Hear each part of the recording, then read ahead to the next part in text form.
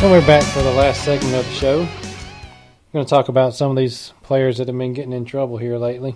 And, of course, this time of year, that's what they do. I guess they're not really out having to work out and practice and everything, so they're out getting into trouble. Well, if they're not going to stay focused, boss said let them go. I mean, they're giving them a scholarship. These boys don't know what they're missing. I still – and it takes me back to the Auburn running back that had such potential, Michael Dyer. Mm-hmm. Could not stay out of trouble.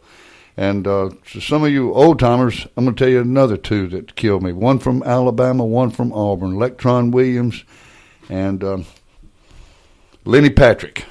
Those two boys had all the potential in the world. Would have been pro ball players for sure. Could not stay out of trouble. It kills me, these kids. So Alabama running back D. Hart was arrested on multiple charges Sunday by the Tuscaloosa County Sheriff's Office.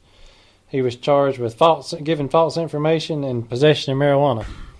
He's the second player to be arrested in the last month from Alabama. Texas recruit, yes. Yeah, Tony Brown, early enrollee, was arrested in early January. Get rid of those boys. Not just because they're from Alabama. Yeah. If I was the coach, they would be gone. I know it. I don't care who they play for. They've already I don't care how good they are. Nick Saban did say that D. Hart was dismissed from the team right after the bowl game. So, but obviously he's already caused problems. Well, and you know he's not on the team, but he's still affecting the team. Yes. I'm sure he still has friends on the team. Mm-hmm. And you know how do you keep these kids out of trouble? That's what. Well, they're not focused, and obviously that's where their heart is to go get in trouble. But I mean, I get a scholarship to Alabama or another school, I'm gonna walk a fine line. I'm gonna do everything I can to stay in school, take advantage of everything I can. Maybe go pro, if not, get a great education. I'm not going down there to party. I did that, and I didn't play football. Yeah, and I didn't last long. Well, in other news, at the University of Georgia, a promising Georgia career has come to an end. Georgia announced that star safety Josh Harvey Clemens has been dismissed from the team due to violation of team rules. John Harvey Clemens was suspended for the first game against Clemson this year and for the Gator Bowl last season, as well as the first 3 games in 2014 for his second violation of Georgia student-athlete drug policy. Well, I mean, and they're expecting this guy to be a monster for their defense. And I don't get it. I don't. I mean, these kids just throwing away their football career and their, like you mentioned, their chance of getting a degree. Yes. And most of the people would do anything to have the opportunity that they have. And I just hate to see them throw it away, but it happens more often than not. Well, this guy Clemens, he had 66 tackles last year, 5.5 for loss, 3 fumble recoveries, 2 forced fumbles. I mean, the boy's going to be a star at Georgia, and he can't stay out of trouble. And Mark Richt has a time with that every year. I mean, I feel for him. I guess they're too close to Atlanta. It must be. And, you know, Mark Richt, every year you hear he's on the hot seat. But he has had some of the best recruiting classes in the country since he's been there. Nearly every year. Well, they just haven't produced yet. And I think sometimes the boosters are giving him static about that because the way I feel is if you have injured players and you're having those kind of recruiting years, these boys ought to be able to step up and take those guys' places. Yeah. And they're not being able to do it. Georgia's losing a game every year that they shouldn't lose. That just about keeps them out of the national championship or the SEC championship game. Yep. And they got such expectations. And you've got to have those expectations when you have that kind of recruiting every year. Mm-hmm.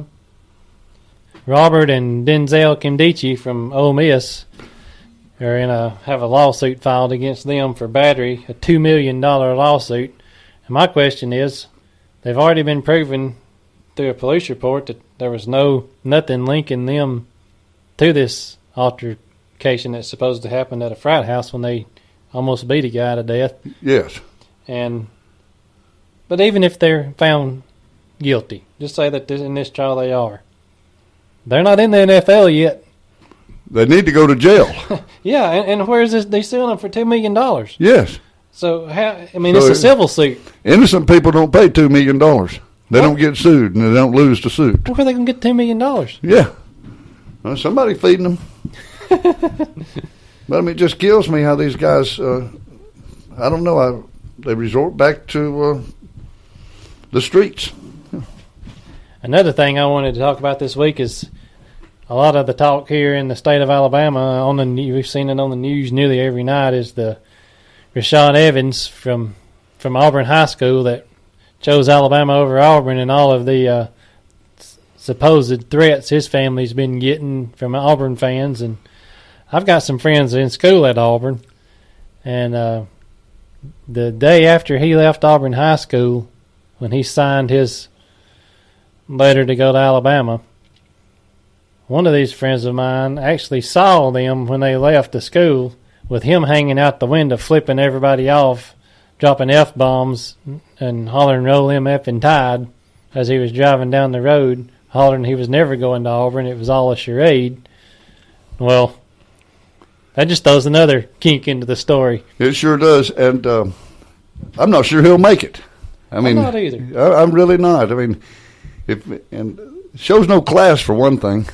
Well, his dad played football at Auburn. He was a backup running back to one Bo Jackson. So he didn't see much playing time. Not much at all. And when this story first came out that the family was being harassed by Auburn fans, I can't remember where I read it at. It was in one of the newspapers, maybe from Auburn or the Montgomery newspaper, one of them anyway. There was a couple of years ago, the Evans family business was taken over by the state because they didn't pay taxes. They didn't pay their property taxes. They didn't pay anything they're supposed to be paying. So the business actually got sold in a tax sale. When they sell your property off the courthouse steps for whatever you owe in taxes.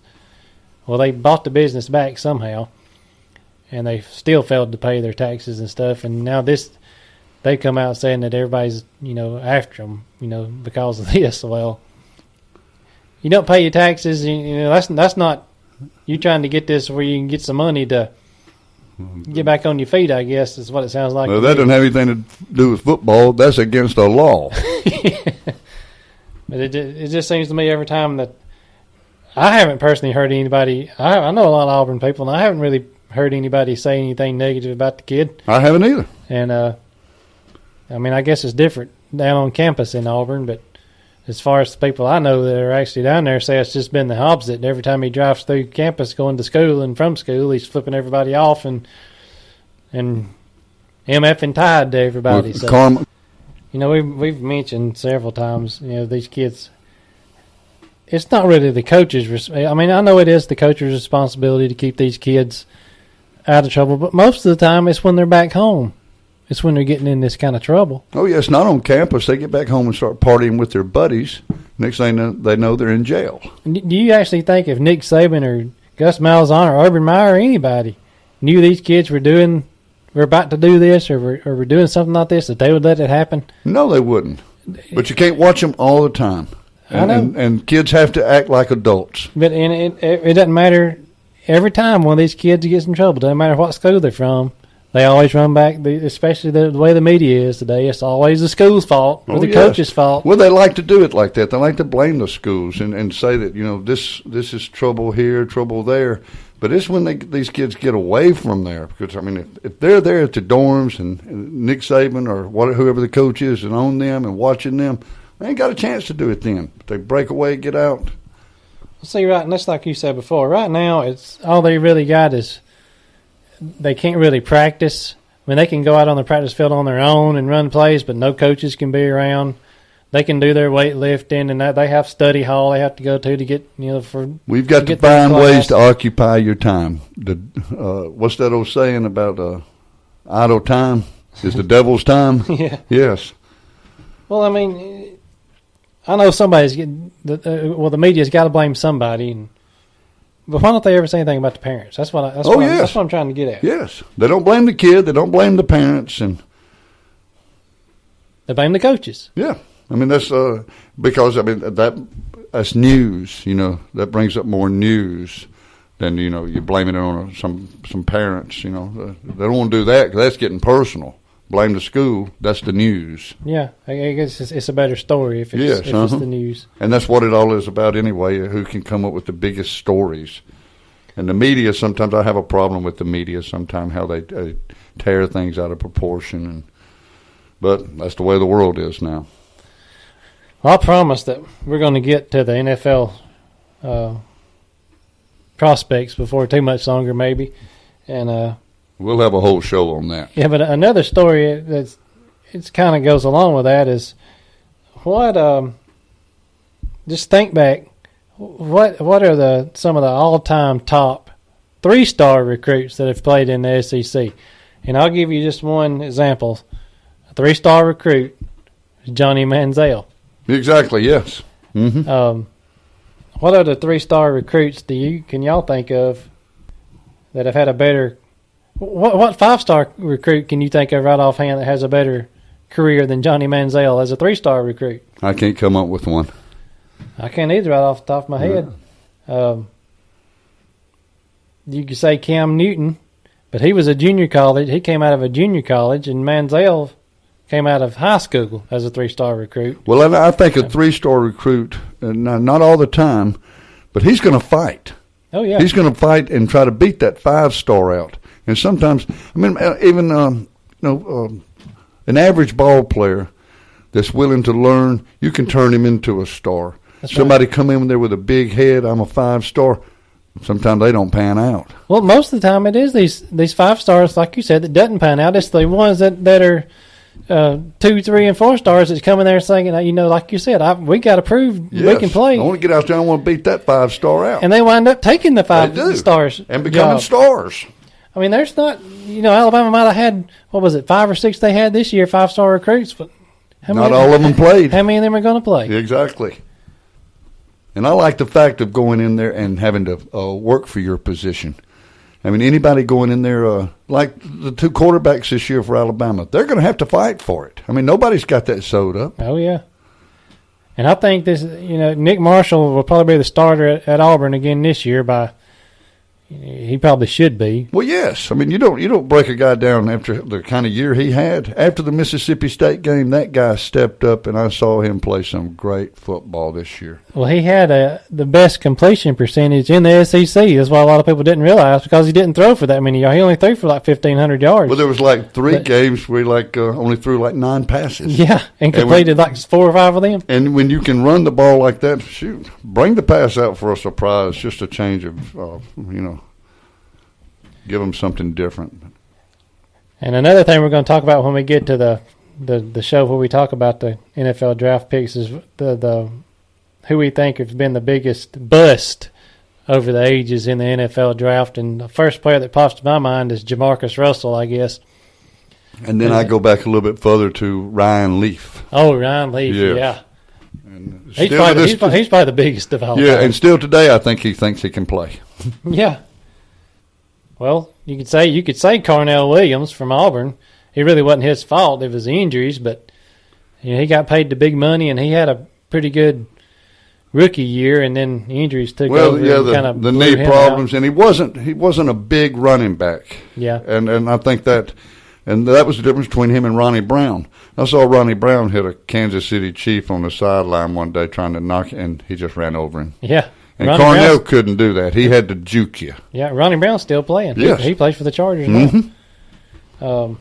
Another one, quarterback from Kentucky, Tim Couch.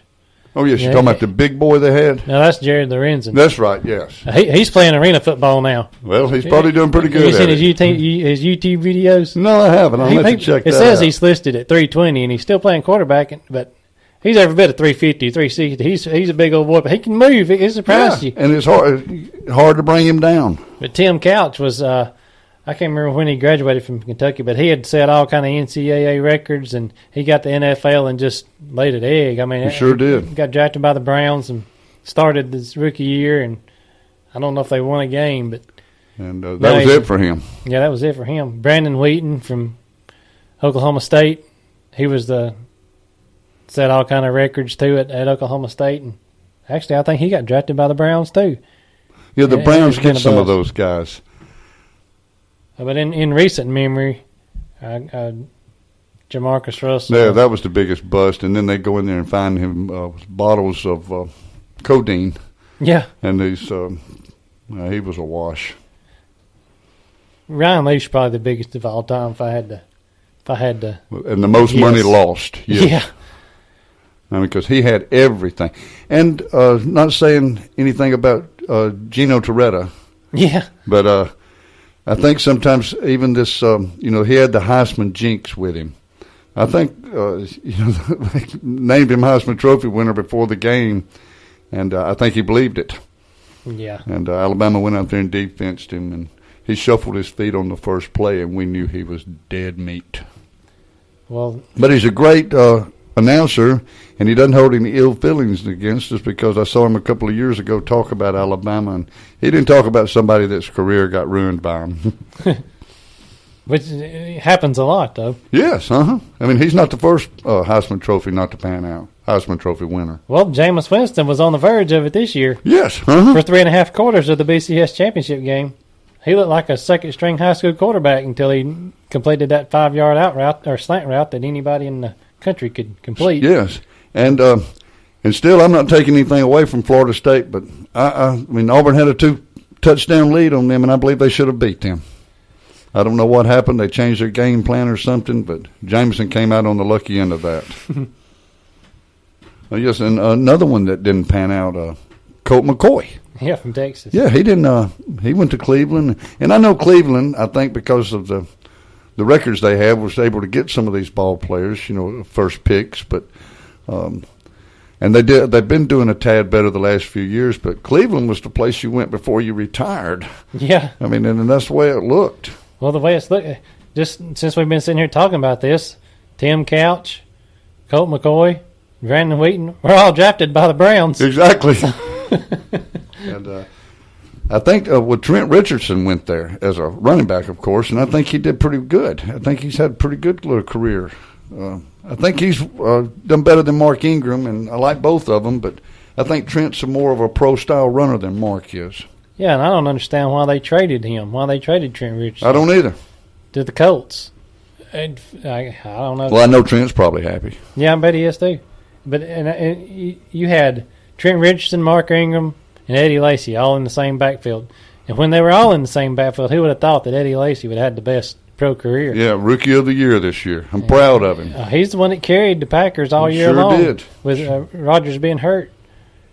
I do remember Eddie Lacy over there on the sidelines, his red shirt year. We couldn't wait for that hoss to get in there. He's a big old Gosh, guy. he sure was. He sure was. It amazes me the difference in seeing, well, just like this kid from Asheville, E.J. Moss. He's a huge kid, bigger than anybody on the team over there, plays tight end and outside linebacker. But he's signed at Jacksonville. When he gets in Jacksonville, he ain't going to be the biggest one. He's going to be one of the smallest ones. And it's just like Eddie Lacy at Alabama, looked like just a behemoth. Like, I'm not stepping in front of this guy. And he gets to the pros, and he looks like Lionel James out there running around. Exactly. I mean, everybody big. But he's holding his own with them. Another thing about this, before we go, I meant to mention it earlier when we were talking about the Saban rule. There's been people calling in to some local talk shows and posting things on the internet about high school kids play both ways, and they don't get tired and they don't get hurt any more than a college kid that just plays defense. Well, there's a huge difference between college and high school, especially SEC and high school. But still, I'll go on the record saying I don't agree with the rule. Well, I don't either, and I'm a big Alabama fan. I think we just have to learn how to defense it. Kind of in jest, I do like Saban wanting to implement the rule where you can't run the missed field goal back. Yeah, the rule changed. I'm going to vote for that. That'll probably never happen again in our lifetime. No, it won't. And, especially not against Alabama, I bet you it doesn't. It won't happen, even if we have to put some coaches and some out there, because some heads will roll. Well, that's all the time we've got for this week. And I would sit here and tell you that we're going to talk about the pro draft next week, but who knows what's going to happen between now and the next time we record. Yeah, we got 7 days. Show. Everybody have a good week. Yeah, we'll see y'all later. Thanks for listening. Hello, I'm Robert McKay, Mayor of Asheville, Alabama, and candidate for House Seat 30, covering North St. Clair and Southern Etowah County. I would love to represent you in this district. I'm a pro-business, and I believe in small government and less taxes. I can relate to all the people. I am a small business owner, drive a bus for the St. Clair school system, and can relate to all the working men and women in this district. I'm a strong believer in education. Educated people will enrich our economy. I ask for your support in the June 3rd Republican primary. Please visit my Facebook page at robertmckay.33449 for more information. This is a paid political advertisement by friends of Robert McKay. Thank you. I'm Andy Deason. I like to call myself the poetry man. I'm a comic. I'm a balladeer. I'm a dancer. I'm a singer. But I have a lot of fun. I'm in the process of doing my 4th book. And check me out on andydeason.com or The Poetry Man. And I'm on Facebook also. Thank you very much and look forward to hearing from you.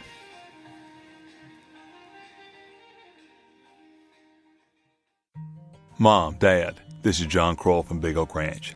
Since 1974, we've raised nearly 2,000 children. Raising children is a hard job. But if I could give you just one piece of advice, it's got 3 parts to it. First off, relax. Nobody's perfect. We all mess up. So first thing, just relax. Number 2, realize what you may be doing wrong. As I said, there's no such thing as a perfect parent. If there's something wrong, realize it. Number 3, be willing to change. That is great parenting, because when you relax and you know what you're doing wrong and then you're willing to change, then everybody wins, especially your children. For more insights from Big Oak Ranch founder John Croyle on strengthening the foundation of your family, visit bigoak.org/family.